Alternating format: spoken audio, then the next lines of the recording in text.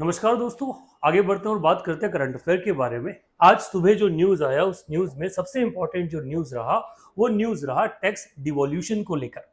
Tax devolution वाला जो शब्द है आपने भी आपके अलग अलग एग्जाम की प्रिपरेशन के दौरान सुना होगा। बेसिकली वो इंडियन पॉलिटी से रिलेटेड है, जिसके लिए इंडियन कॉन्स्टिट्यूशन का जो आर्टिकल 280 है वो डेडिकेटेड है।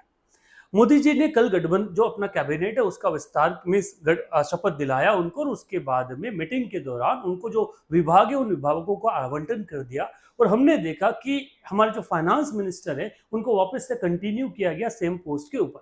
आगे बढ़ने से पहले बात कर लें, ये जो कोर्स है, ये जो पर्टिकुलर न्यूज है, ये सभी एग्जाम के लिए इंपॉर्टेंट है। यूपीएससी के बारे में बात करें तो भी, एमपीपीएससी या अदर स्टेट सर्विस में भी, और एसएससी और बैंकिंग वाला जो है वहां भी, कि टैक्स डिवोल्यूशन क्या होता है, किससे संबंधित है, कितना किया गया, कौन करता है, कब करता है, इस तरह के क्वेश्चंस आ सकते हैं। और यूपीएससी के बारे में आ जाए तो पूरा के पूरा फाइनेंस कमीशन जो इसका बैकबोन है, वहां से जो सवाल है वो सवाल आ सकता है।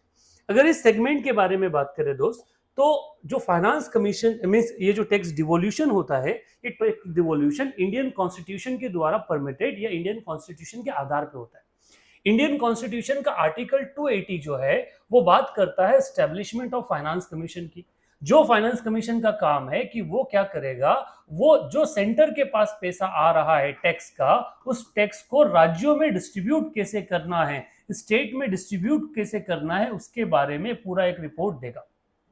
ये हर 5 साल में फाइनेंस कमीशन बनता है, और अभी जो फाइनेंस कमीशन के रिकमेंडेशन चल रहा है वो चल रहा है 15th फाइनेंस कमीशन का, जो रिकमेंडेशन 2020 से 2025 तक वैलिड रहेगा। आने वाले साल में मींस आने वाले 5 साल 2025 से 30 के लिए अगला फाइनेंस कमीशन बनेगा, जिसे हम कह सकते हैं 16th फाइनेंस कमीशन। ठीक, तो ये जो फाइनेंस कमीशन है वो राज्य की स्थिति को, वहां की पॉपुलेशन को, वहां के रेवेन्यू को, सारी चीजों को जज करने के बाद में वो गवर्नमेंट को रिकमेंड करता है कि आपके पास जो कुल कर का पैसा आ रहा है उसको आप राज्यों में किस आधार पर बांटेंगे।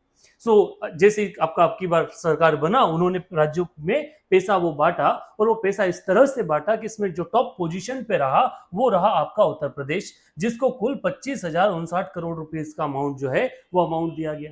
सेकेंड पोजीशन पे रहा बिहार, जिसके गठबंधन या जिसके पाए पर टिकी है मोदी सरकार, उनको मिला कितना, 14,056 करोड़ रुपए। थर्ड पोजीशन पे रहा 29 फूलों की माला चढ़ाने वाला मध्य प्रदेश, जिसको 10,970 करोड़ रुपए का आवंटन हुआ। इस तरह से हर स्टेट को अलग अलग अमाउंट जो है वो पैसा मिला। ये जो आप प्रेस इंफॉर्मेशन ब्यूरो की जो वेबसाइट है वहां से निकाल सकते हो कि किस राज्य को कितना पैसा मिला।